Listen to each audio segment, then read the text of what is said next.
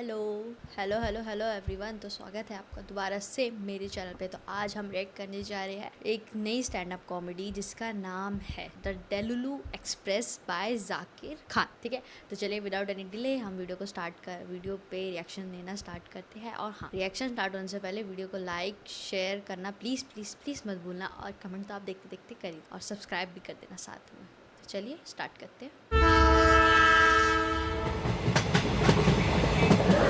कोई है जो ट्रेन में कभी नहीं बैठा है? हाँ, अच्छा आप हैं, आप नहीं बैठे ट्रेन में कभी। ठीक है, तो ट्रेन में ना 3 तरह के क्लासेस होते हैं। पहला होता है एसी। एसी में होता है फर्स्ट एसी। फर्स्ट एसी में जो होते हैं वो केबिन होता है। सब कपल्स का सपना होता है कि हमको बेड़ा पोजीशन हम पकड़ेंगे, मूवमेंट रेलवे करा देगी। हमें बस पोजीशन पकड़नी है, नथिंग एल्स। ठीक है, एक कैबिन मिल जाए बस वहीं तक बहुत है। सफ़र तो होता रहता है यार। बेटा ट्राई भी मत कर लेना, ट्राई भी मत कर लेना। अटेंडेंट जो रहता है ना वो उसी फिराक में रहता है कि ये एक बार मोमेंट बना है, मैं इनका एमएस बनाऊंगा। रागिनी एमएमएस नहीं बनता, फिर वो ट्रेन एमएमएस बनता है। फिर वो स्लीपर टू स्लीप है ना, एसी 2 एसी 3 होता है। फिर स्लीपर का डब्बा होता है जिसके अंदर एसी नहीं होता पर रिजर्व सीटें होती हैं। उसके अंदर आप जो है 70% लोग को सुनेंगे तो वो यही बात करते रहते हैं कि हमारा एक्चुअली एसी में हुआ नहीं। उन लोग कभी एसी में नहीं गए हैं। झूठ होता है वो। झूठ एक होता है सफ़ेद झूठ, एक होता है काला झूठ। वो होता है सफ़ेद झूठ ब्रो। बस एसी में होते होते रह गया हमारा, बस हो ही नहीं पाया। पर पूरे टाइम रोते रहते हैं कि हमारा एसी में एक्चुअली हुआ नहीं है। फिर आता है जनरल कंपार्टमेंट। हर ट्रेन में 2 डब्बे होते हैं जनरल के। कितने लोग जो जनरल में बैठे हैं? शाबाश, सबको पता चलना चाहिए हम कहाँ पहुंच गए बेंच।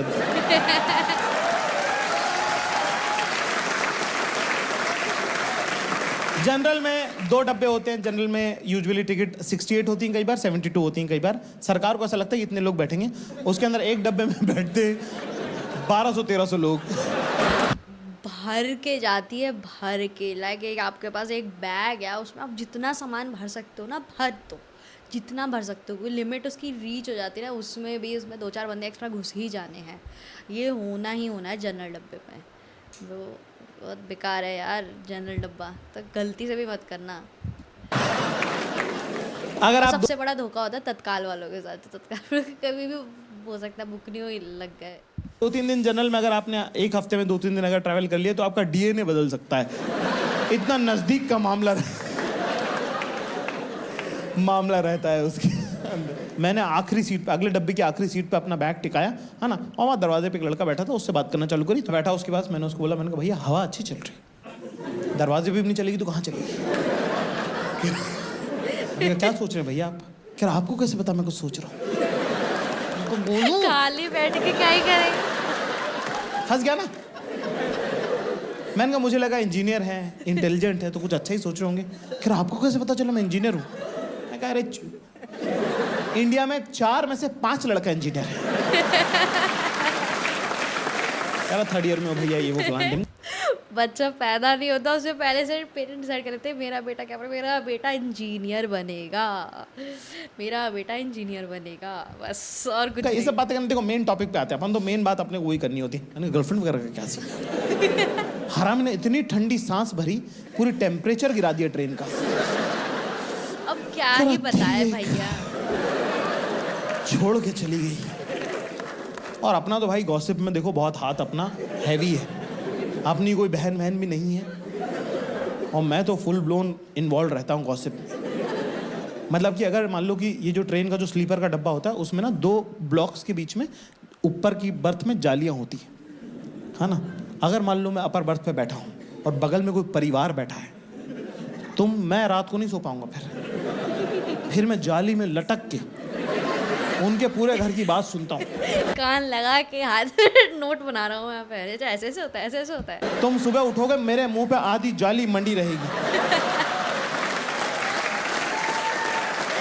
भाई ब्रो ब्रो नेक्स्ट लेवल है। 1 सेकंड मैंने कुछ देखना है।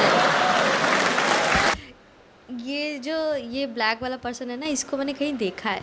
इसको किसी इंस्टा पे देखा है शायद। ये ना वो होते ना टीवी आर्टिस्ट, नाटक वगैरह करते हैं जो, उनमें है देखा है। देखो ना, नाटक नहीं देखती मैं, बट ऐसे कभी कोई याद आता है ना, दिख जाता है मीम्स वगैरह में कुछ, उसी में देखा है। वही है ये। मैंने ऐसी ऐसी बातें सुनी, मेरे साथ दफन जाएंगी वो। तुम भी सुनो, तुम्हारे साथ भी जानी चाहिए।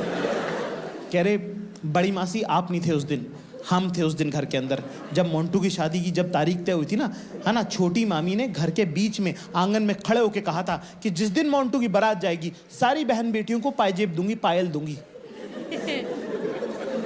क्या हुआ? कहाँ है पजेब? नहीं मौसी, कहाँ है पजेब? कहाँ है पायल? मैं नहीं कह रही कि नहीं दी होगी, दी होगी, अपने पियर वालों को दी होगी। हम तो ननद के बच्चे हैं ना, हम तो पराया हो गए ना। मामा से हम ननियाल नहीं होते मम्मी, नाना नहीं होते तो ये होने देते क्या? इतना मुझे प्यार करते थे वो। हाँ, दी होगी तो अपने अपने पियर वालों को दे दी होंगी। हमारे पैर तो आज तक सूने हैं।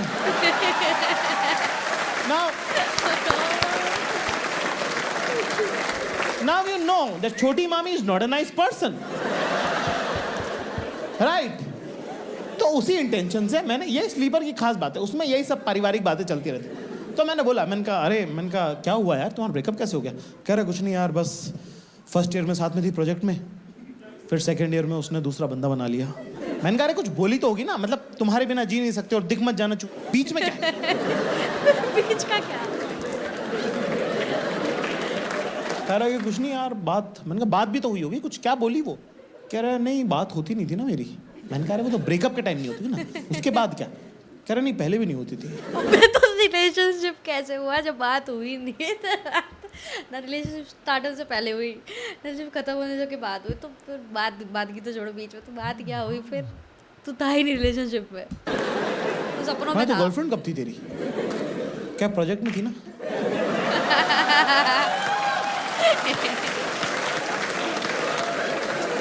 अच्छा। तो एक लड़की थी, कह रहा यस, जो तेरे साथ क्लास में थी, जो प्रोजेक्ट में भी थी। कह रहा बिल्कुल सही। मैंने कहा फिर सेकेंड ईयर में, कह रहा बेवफा निकल गई वो। मैंने कहा चुप बैठ।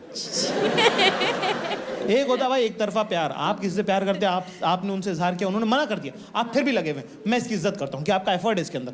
ये किस टाइप की मोहब्बत है जिसमें बेवफा भी निकल गई, उसके देवताओं को खबर नहीं कि तू है। मैंने ये बात पूरी ट्रेन को बता दी। मैंने बहुत बुआ बन गया। बुआ। भाई थोड़ी वर्चस्व की शुरुआत तो किसी की लाश पे पैर रख के ही होती है।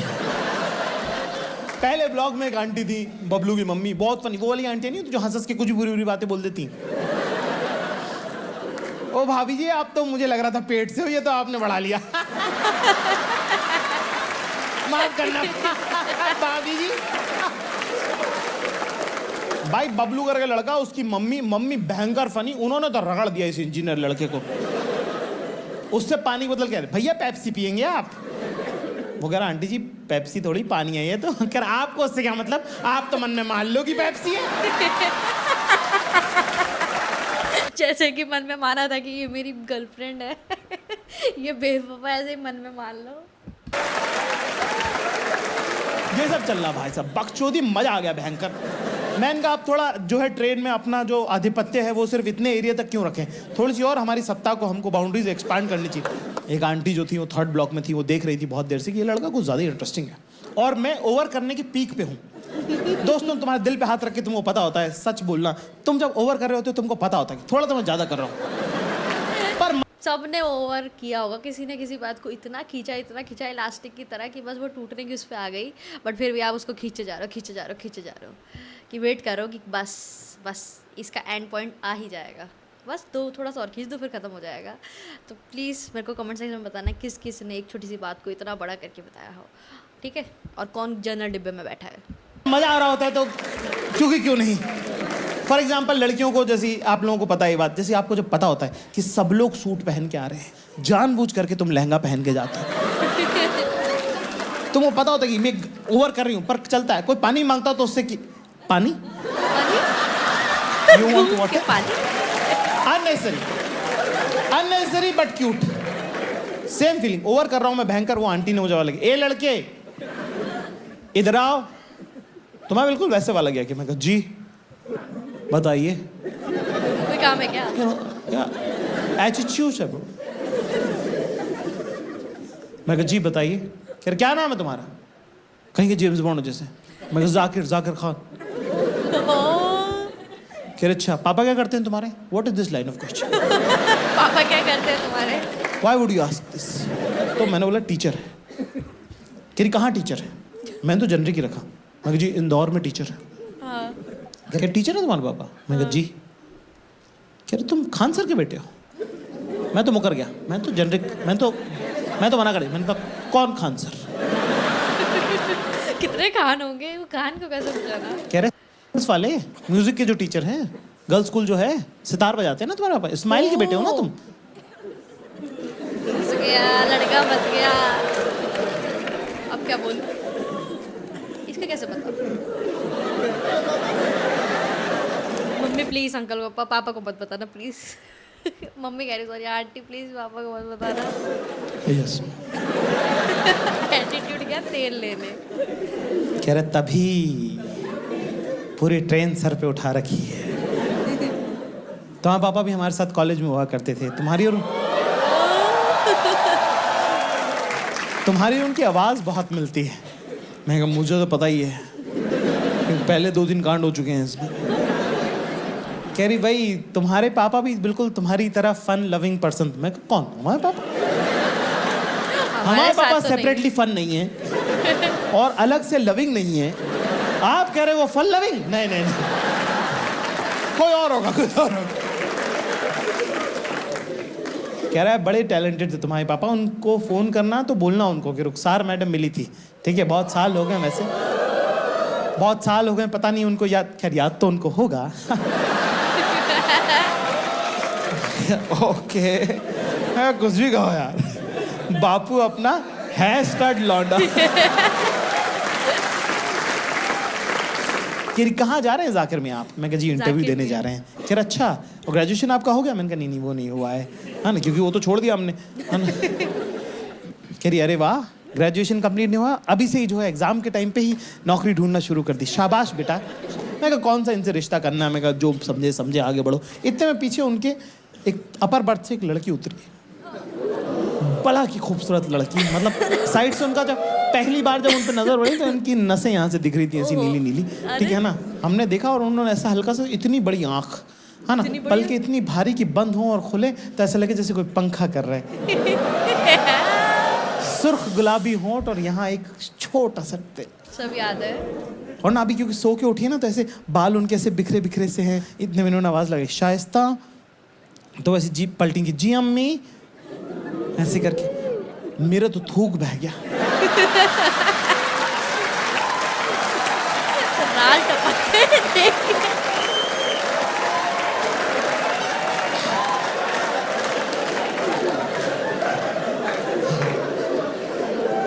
केरी शाइस्ता इधर आओ, देखो ये हमारी बिटियां हैं, ये साइकोलॉजी में फाइनल ईयर कर रही हैं, और ये जाकिर मियाँ हैं, ये हमारे दोस्त हुआ करते थे इस्माइल साहब, उनके साहबजादे हैं।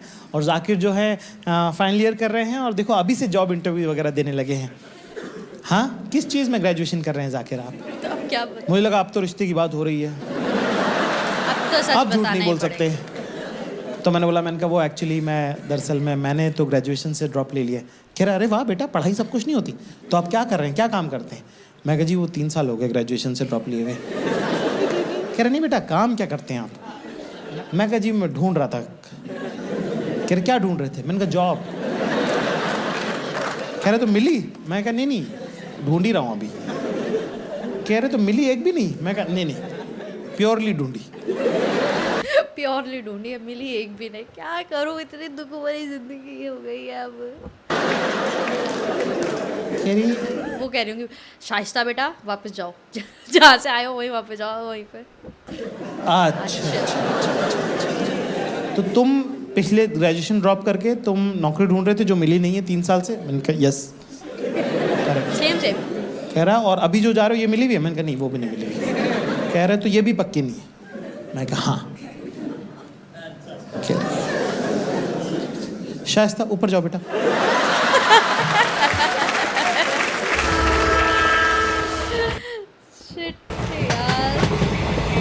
डेलुलु एक्सप्रेस आपको कैसी लगी? ठीक है, ये था एपिसोड डेलुलु एक्सप्रेस का। ठीक है, तो अगर आपको वीडियो अच्छी लगी हो तो प्लीज़ वीडियो को लाइक शेयर करना प्लीज़ मत भूलना, और चैनल को सब्सक्राइब भी कर देना साथ। ठीक है, अब हम मिलेंगे अपनी नेक्स्ट वीडियो के लिए, तो चलिए बाय बाय।